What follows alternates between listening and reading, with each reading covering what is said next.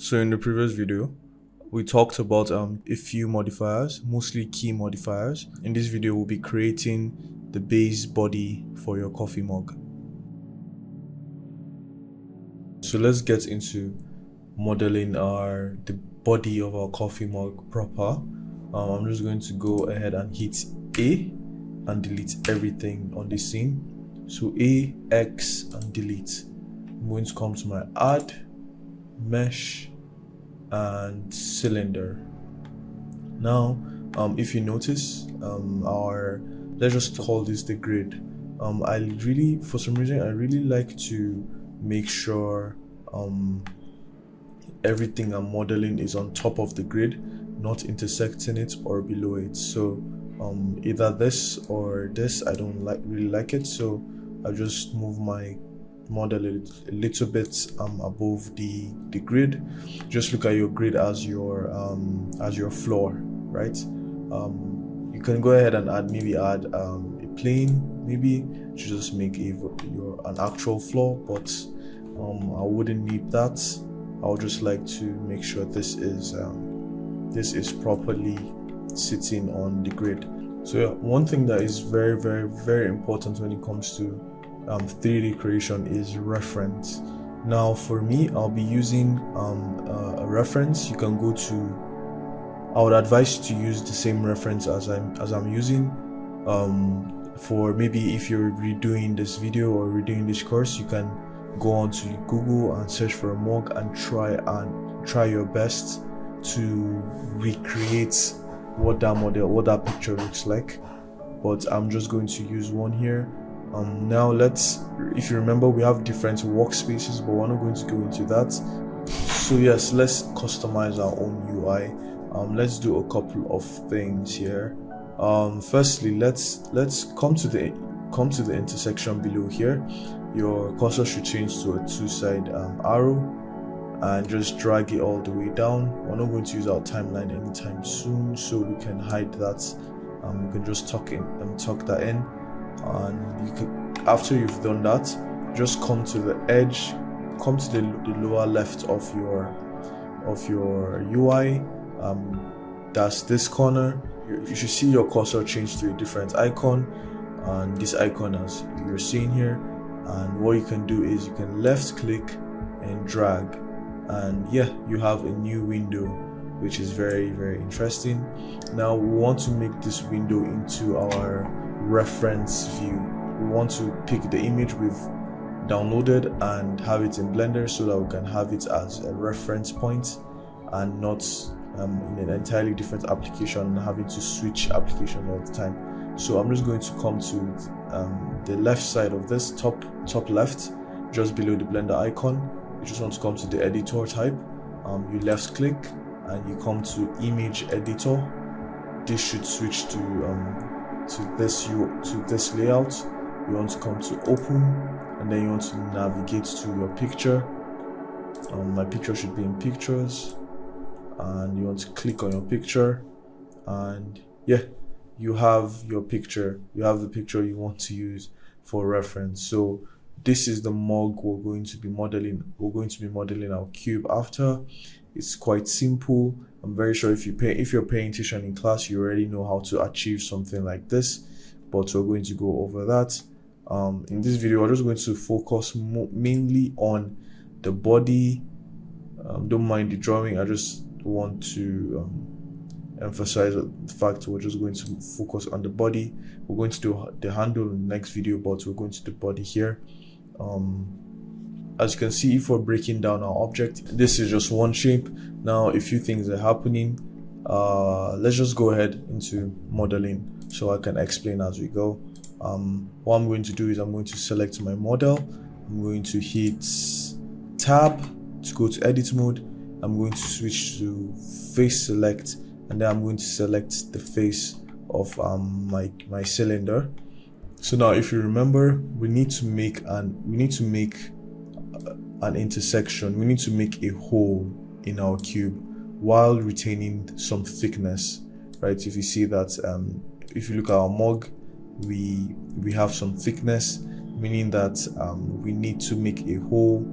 We can't just go ahead and delete this face. and have as you can see that there is no thickness whatsoever, and we do not have this, and we're trying to recreate this one for one. So what we're going to do is we're going to, if you remember the insert tool, pressing I, but if you want to come here, but I'll be using the shortcuts. And by the way, you should get used to shortcuts because they really optimize, I would say, they speed your workflow by over 40 or 50%. So I would say you should get used to shortcuts. Moving on, we'll be using lots of shortcuts, but you can reference my screencast keys here, and if you're ever confused, just look at the bottom left of my screen. So I'm going to press I, and then I'm going to scale in a little bit. As you can see, it's not so, there's not so much thickness, so I think that's enough. If you already done the insert face and you think it's a bit thick, what you can do is you can press S. Remember that all your operational tools can be edited with the transformation tools. These are your transformation tools: move, rotate, and scale. So if I want to edit this operation, I just hit scale, and then I move back or down if you want to take it a little bit more in, but we want it to be a little bit more bigger so that we have just these thin edges. Now once we've done that, so what we can do is we can hit E. Now E is your extrude, if you remember, and if you remember what an extrusion is, basically an extrusion is basically adds geometry, and yeah, because of that geometry we can retain the originality of, for instance, this edge or this side of our mesh without losing or deforming it in a weird way. So I'm just going to hit E, and then I'm going to move down or up. You can move down or up. If you remember the previous video, we moved up to just demonstrate something, but I'm going to move down in this case because I'm trying to make a mug. I'm trying to make a hole here. So just going to, that was a mistake. Make sure that if for instance you extrude and you stop at some point and you want it to be deeper, you don't press E again, because if you press E, you are going to make a cut around your model. You're going to make an extra geometry, and you don't want that. You already have an extra geometry, and you don't need to add more. A quick rule of thumb: if your geometry deforms, you can use E, but if it doesn't deform, don't use E, if I should put it that way. So if for instance I want to move this and it's deforming and I don't want it to deform, I just hit E, and then I move up or down or left or right, and I'll be fine. So basically adding a layer of geometry to come in between your previous geometry and your new geometry, or the new edits you want to make to your geometry. So I'm just going to push this down a bit more until I get to the very bottom, and you can see we have our cup body. This feels a little bit taller than our mug, so what we can do is we can just select everything, hit S and then Z on the Z axis, and then scale it a little bit up, and yes, now we have something a little bit more closer to this, a little bit closer to this. So as you can see, we have the general body of our model.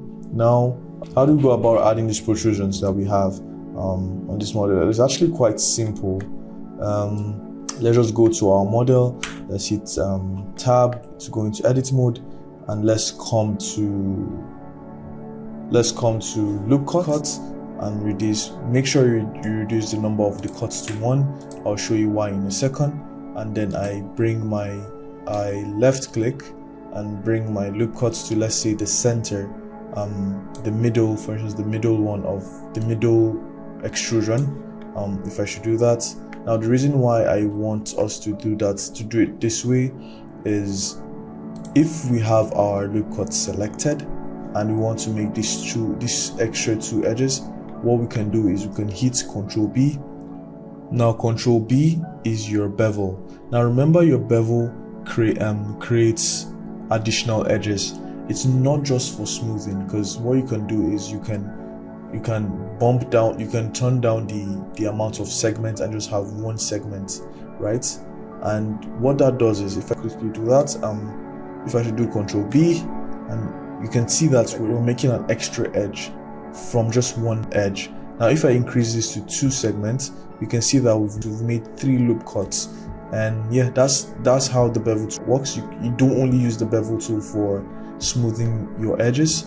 You also use it to simply duplicate your existing loop cuts or add more loop cuts, basically. So you can see now we have 3 edge loops, and yeah, that just gives us these 3 extrusions we have. Now what can we do to make this a little bit protruded?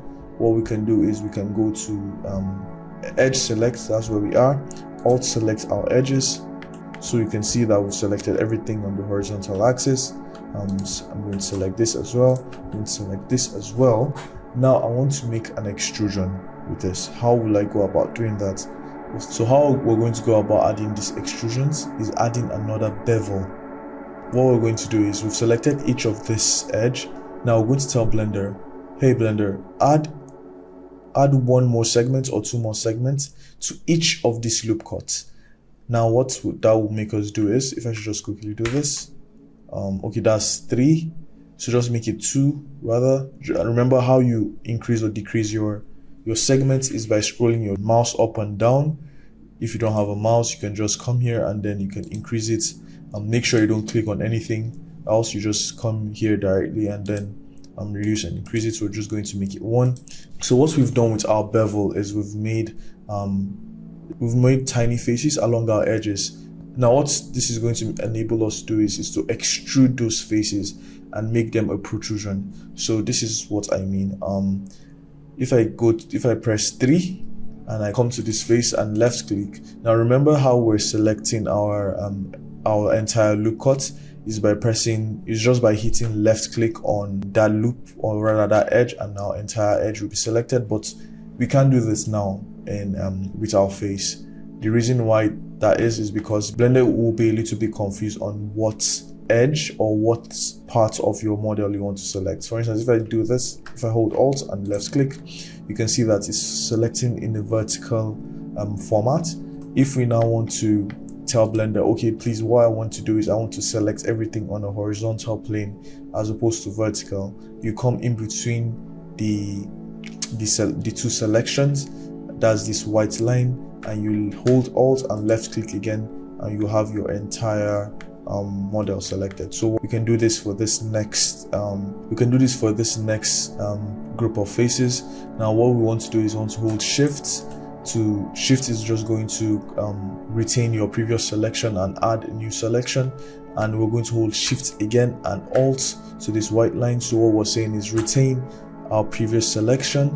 As you're retaining our previous selection and as you're retaining our previous and correct selection, also retain everything I'm going to select subsequently.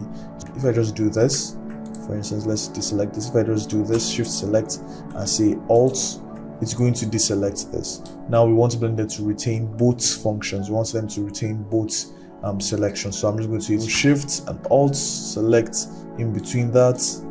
You can see that our entire face has been selected. What you can do is if you hold Shift and Alt and you deselect, just select again and your entire face has been selected. So repeat the same thing with this. Shift, still hold Shift before you left click, so hold Shift, left click, and then Alt select, and you'll be fine. So once you've selected all your models, now what we're going to do is, now we can do a couple of things. We can scale, which is not what we want to do. So what we're going to do is we're going to hit E and right click, because if we hit E